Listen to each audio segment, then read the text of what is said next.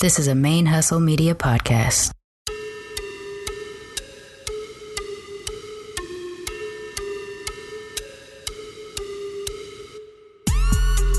All the way from the A, you listen to My Favorite Lesbian on BRQ. Hey, stay locked in with your favorite lesbian on Black Radical Queer. Yeah. Hey y'all, this is Jhavia Nicole, aka your favorite lesbian, and you're listening to Black Radical Queer Podcast, our stories on our own terms.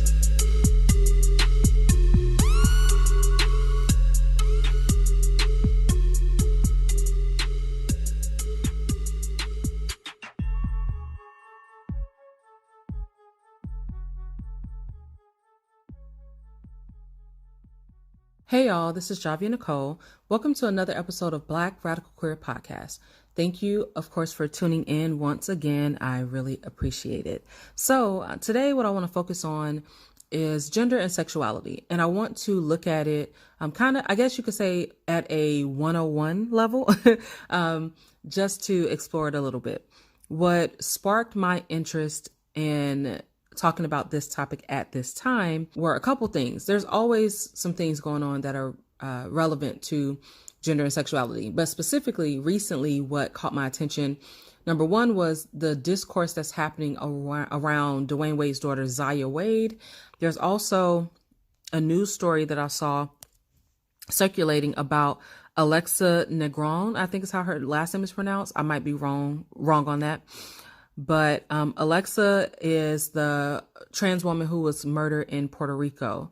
And there's some discourse around both of them, around Zaya and around Alexa, that I think is just really misinformed, misguided, ignorant, a lot of things going on. And I think that a lot of it boils down to this misunderstanding about what gender and sexuality are. So I think that we absolutely conflate gender and sexuality, and they're not the same, and they get lumped together. Part of the issue with that, or I think one of the kind of inherent issues, is that when we look at the queer community or LGBTQ, we combined gender variation and sexual orientation into this or under this umbrella. I think that can make it confusing because there are things lumped together that are not the same. The thing is, a lot of folks use LGBT or LGBTQ as almost like it's synonymous with gay. You know, they just kind of use it as a catch-all term, and it's not really appropriate for that. And it just it encompasses so much that it can really be confusing. So some examples of that, like with Zaya, a lot of people, the way that people are talking about her and her story and things like that, it sounds like there's a lot of confusion. People are making assumptions about her sexuality, her sexual orientation based on her gender identity. People are making assumptions about what she will and won't do with her body, or what her parents will and won't allow her to do, and things like that. So there's a lot going on there. And the way that some people are talking about her is not as if she's expressing that she is trans. They're basically responding to her or reacting to her like she is a gay boy. Just because she is trans, that has no bearing on her sexual orientation. Those are separate things. The other thing with Alexa Negron, this is the trans woman in Puerto Rico. She was murdered because she used a women's restroom in McDonald's, and people kept saying that she was a man in a skirt or a man in a dress using the women's restroom. And they were saying that she was a predator, and that she had a mirror trying to peep at people under the bathroom stall doors and things like that. And so she was really targeted. There was a lot of backlash and things against her, and she was targeted, and she was murdered because she was trans. There's a lot of conversations. And of course, these are just like two in a huge spectrum of discourse that's going on. But it's just some things that caught my attention recently. So I wanted to kind of just go, I guess, to a basic level and just talk about gender and sexuality. For one, as y'all already know, like sometimes I just define stuff because I think that it's helpful to have some type of working definition. Sex is either of the two main categories into which humans and most other living things are divided on the basis of their reproductive functions. That's from Oxford Dictionary. I'm gonna circle back. And then gender is defined as the state of being in relation to the social and cultural roles that are considered appropriate for your assigned sex. And that's adapted from the Collins English Dictionary. So first and foremost, with the definition of sex is already flawed because it's made to seem like it is this inherently binary thing, which is not the case. Intersex people exist. There are so many different ways that sex can manifest chromosomally. I don't even know if chromosomally is a word, but I'm talking about the chromosomes. Okay. So I'm using it today. And then there are different ways that can manifest physically. So the fact that that is defined as like this binary thing is already inherently flawed. And then of course, gender piggybacks off of that because gender is like, basically this is how you're supposed to act and what you're supposed to do and everything based on what your sex is. Okay. So then we look at under those umbrellas, there's like, under sex, there's things like your sexuality, sexual orientation, and those things are very broad and they're not the same at all as your gender expression or your gender identity. So when we think about sexual orientation, that can be like gay, lesbian, bisexual, pansexual, asexual, those types of things. There's a lot that can fall under that umbrella, under the umbrella of your sexual orientation. Sexuality is even broader than that because your sexual orientation is just part of your sexuality.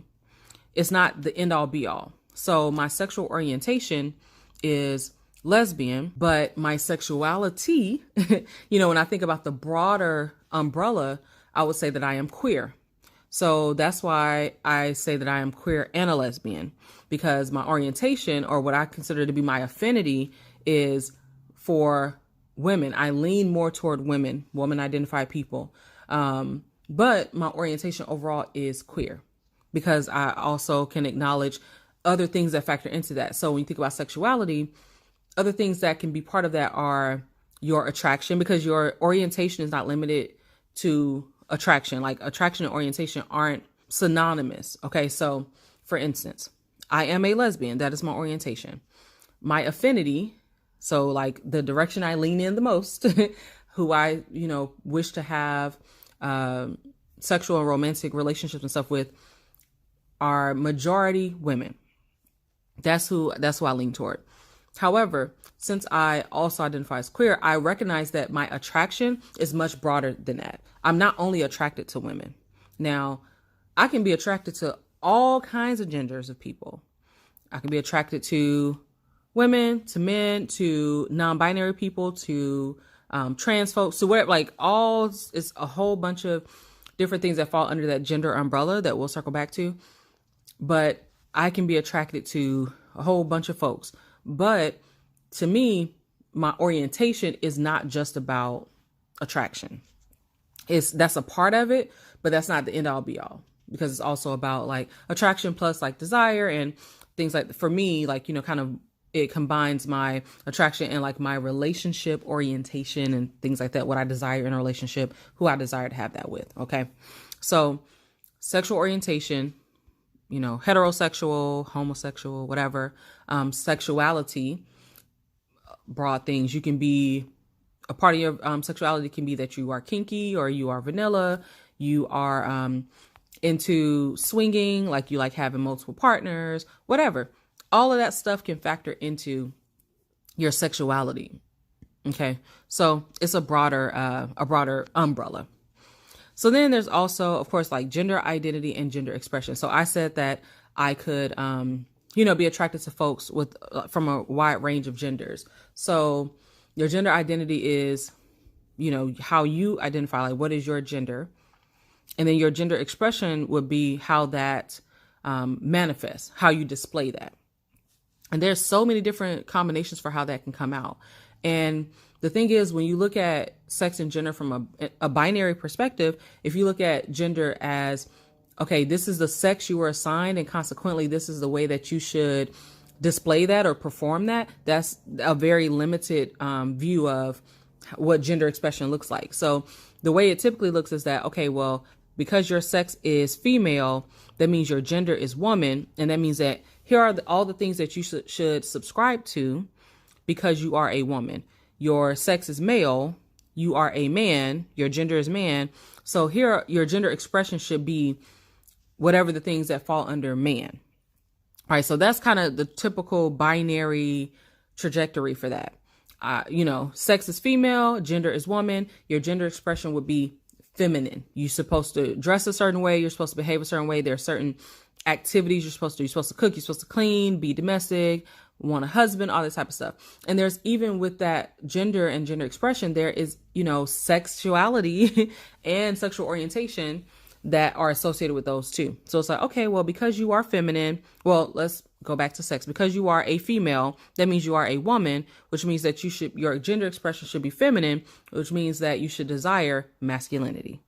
So our world is structured in a very binary way, but the reality is that people don't fit neatly into that binary because there are so many different configurations for how that could actually manifest.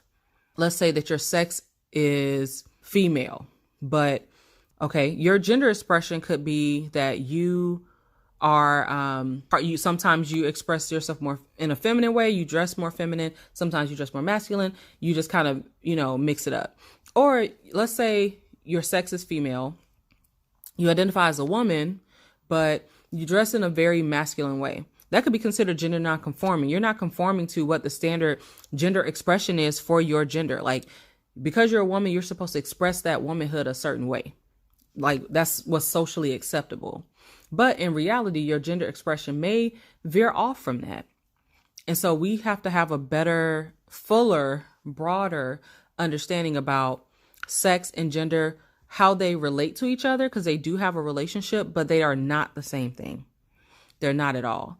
And once we can have a fuller understanding of that, then we can really look at how not only like how those things connect to each other, but how it impacts our perception of the world and how we perceive people, the assumptions that we make about people. Because we look at people and we assume that we know just based off looks what their gender is or even what their sex is, because we're taught to look at things from a very binary perspective. It's like, okay, I look at this person because there are certain attributes that are associated with someone who is feminine. These are the assumptions that I'm making. Or because there are certain attributes that are associated with someone who is masculine or male or man or whatever.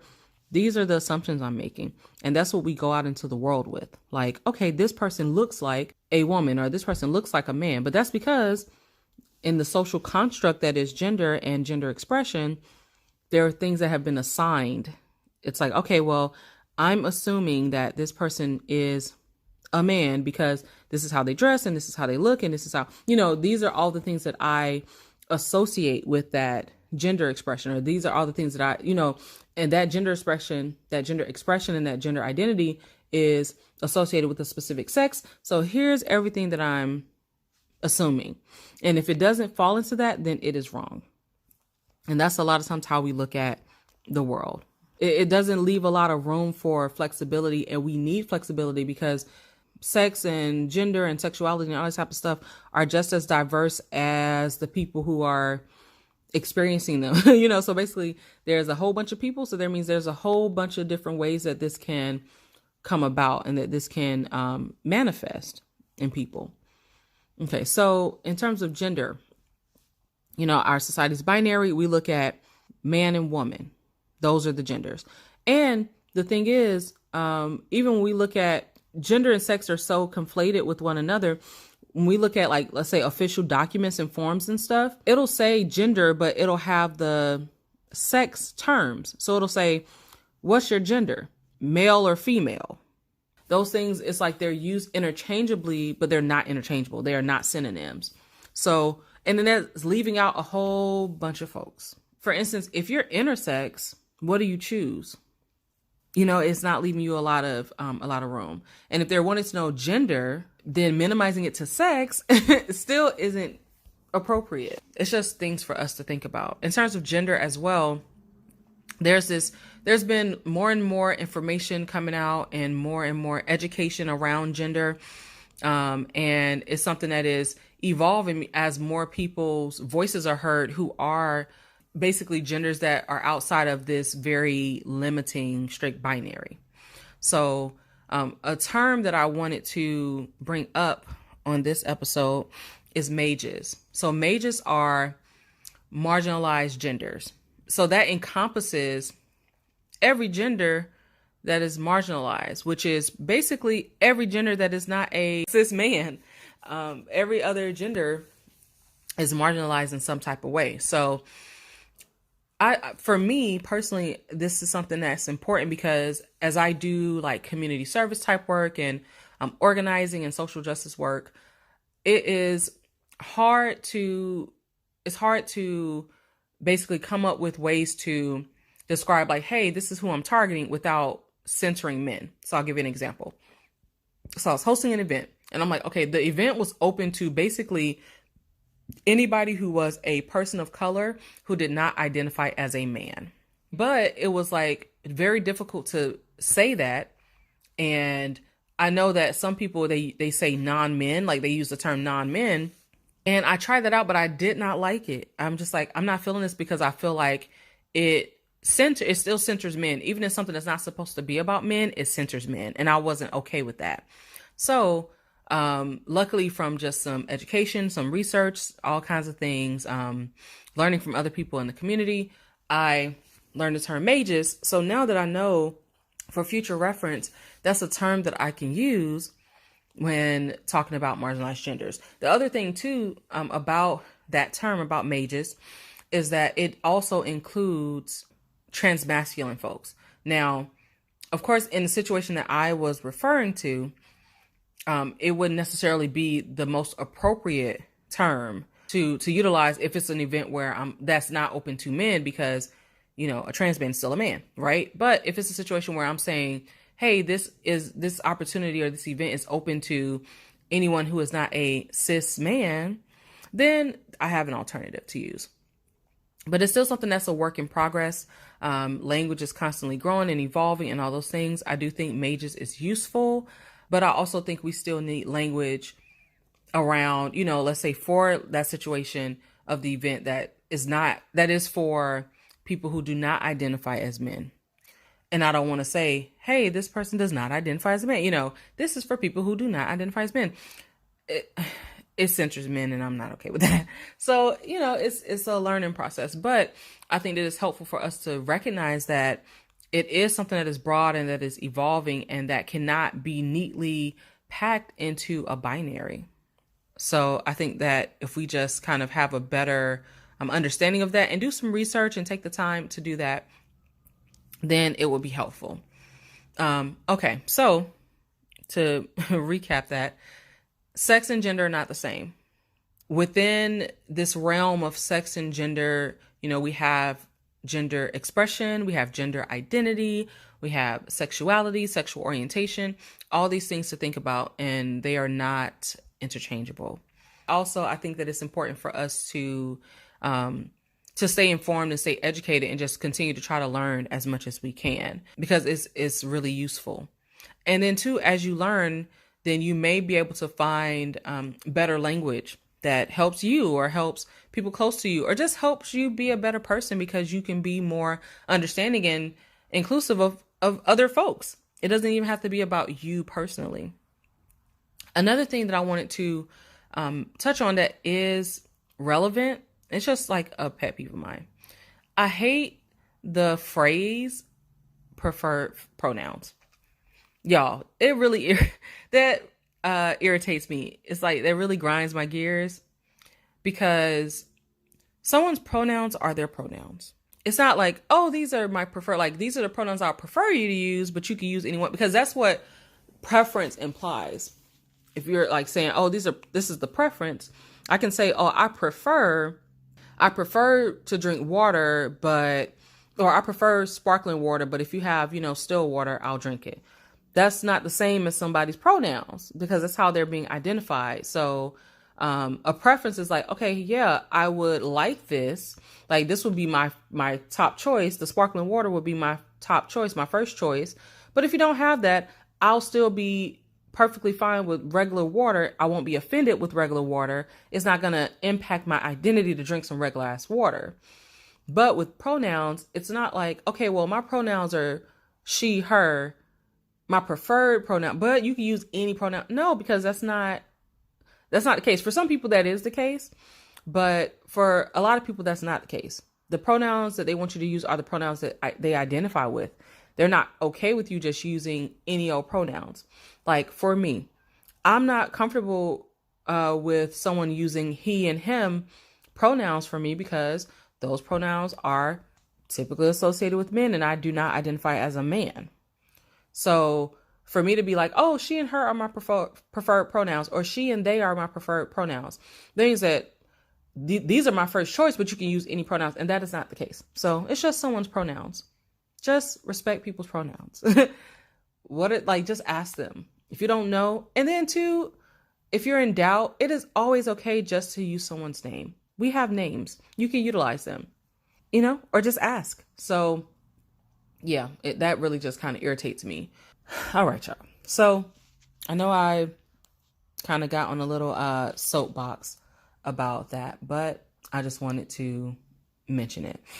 As I've been looking at these stories and looking at, what people have been saying about Zaya, and it's really interesting, which I think with Zaya specifically, it might be something that I'll circle back to. Not just Zaya, because I actually have some thoughts on Zaya, but also on some other Black kids that I just think people got a lot of stuff to say about, and I got some issues, but I'll save that for another episode. But with Zaya specifically, there's been this huge backlash, and people have been saying such negative, nasty things, and it's so wild to me that it's not surprising. I'll say that. I don't want it to sound like I'm surprised by this response, because I'm not surprised at all. However, it is very telling and very sad that this is the response that people have to a child receiving unconditional love and receiving acceptance from her parents.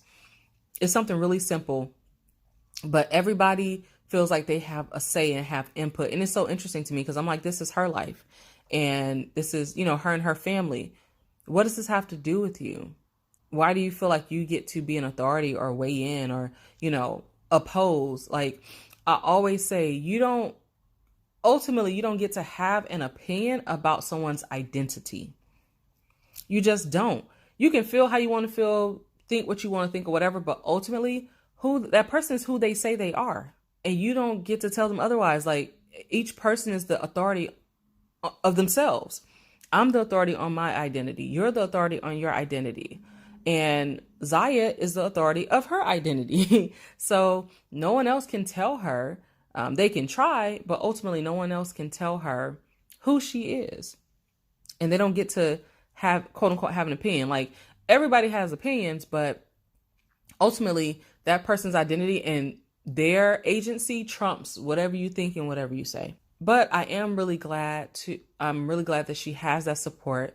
Honestly, it is awesome to see a young trans girl have that support because, Black kids and Black girls especially get some not great deals sometimes when it comes to support. It's really refreshing to me to see her have that love and support and it be very visible and very vocal. It's not only behind closed doors. It's not ambiguous or vague. It is very straightforward and very clear and very apparent and very visible that she is loved and embraced and accepted. And I think that is a very powerful statement. And I was watching a video where she was talking to her dad and just hearing how she articulated herself, I think it just was very beautiful and very wonderful that she was able to just express herself freely.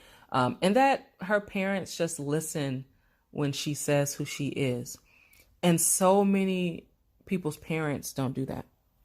So many people's friends and family, whoever, there are so many folks who they don't have people in their life who just listen and who just listen when they say like, hey, this is me. I'm showing you myself.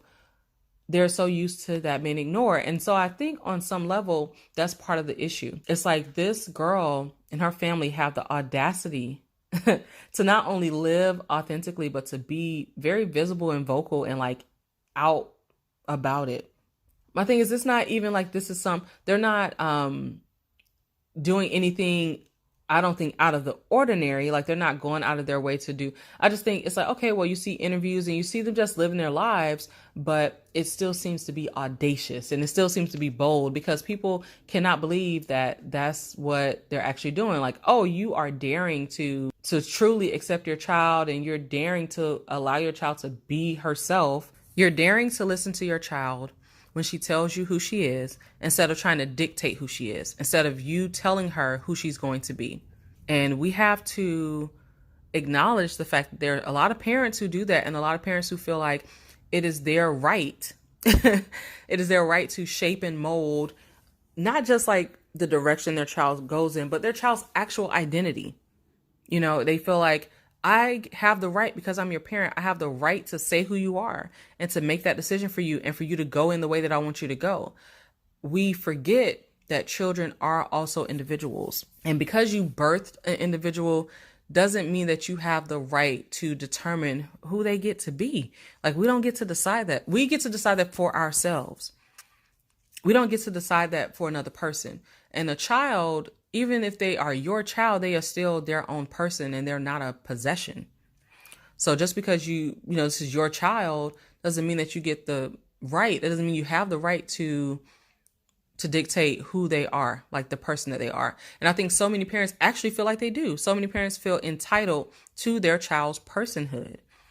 And so to see parents who do not feel that way, it looks audacious. It looks like, wow, seriously?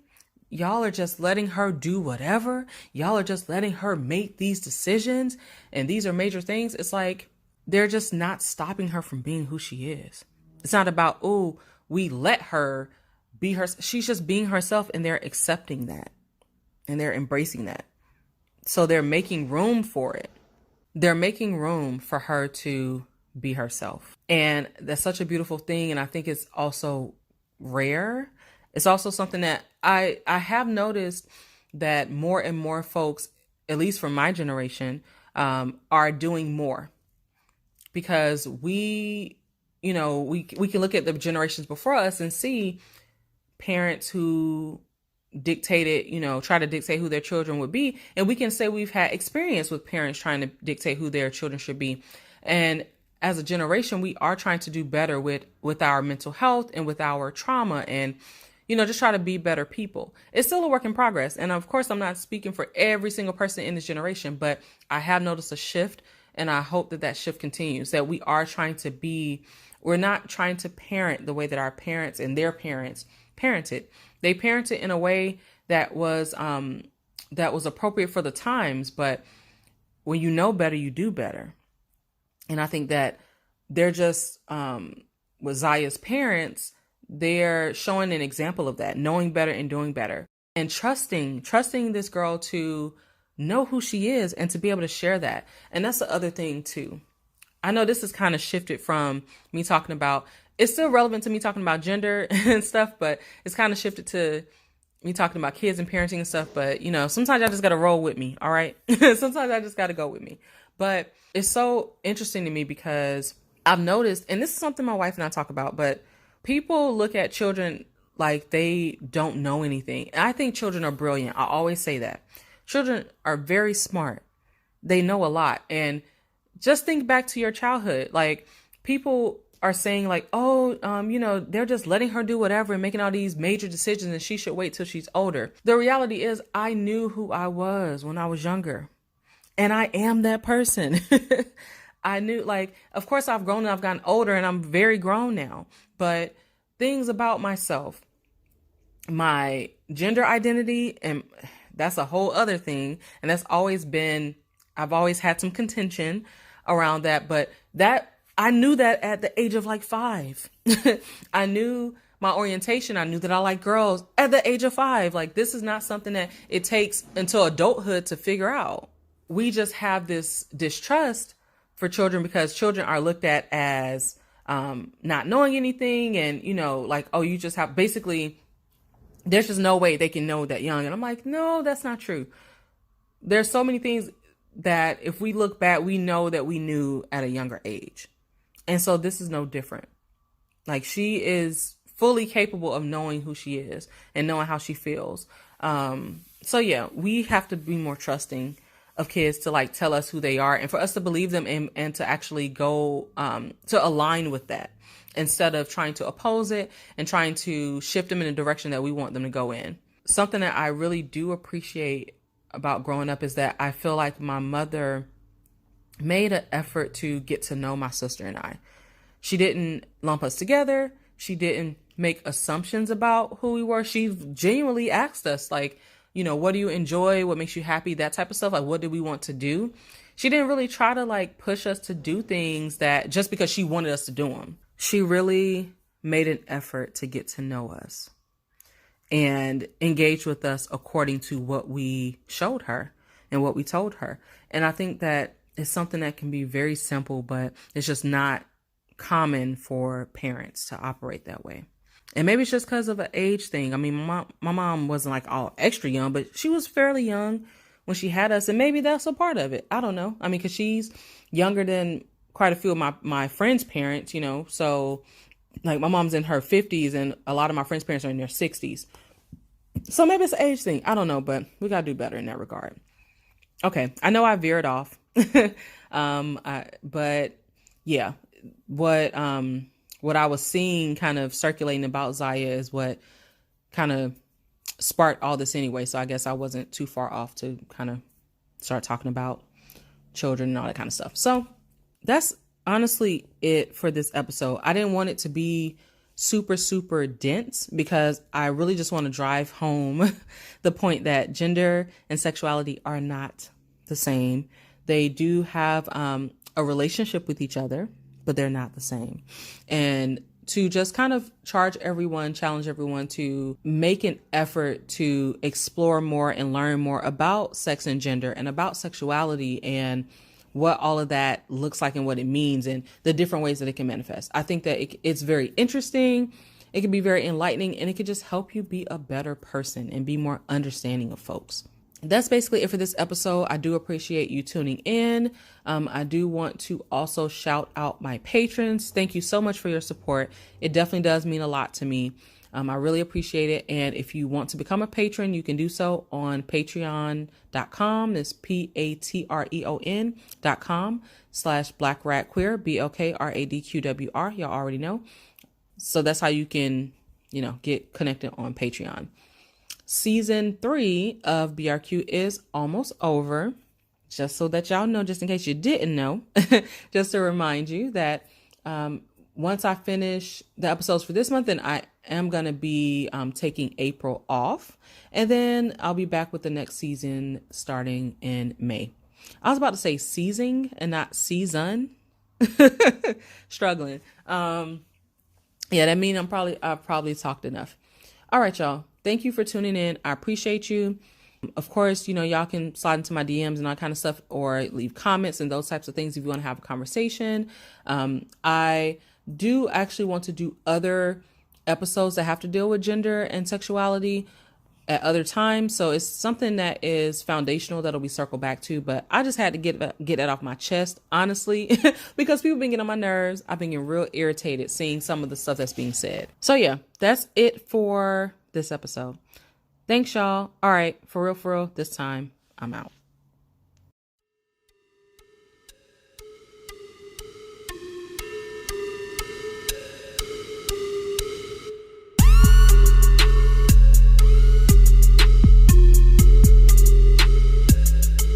Black Radical Queer is a ManeHustle Media podcast hosted by Jhavia Nicole.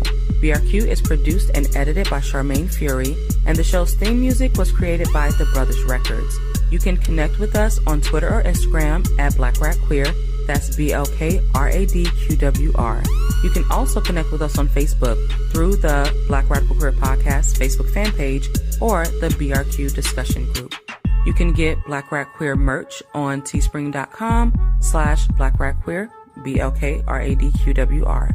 And you can leave a voicemail, call in, ask a question, those types of things on the BRQ Google Voice line. And that number is 937-601-8647.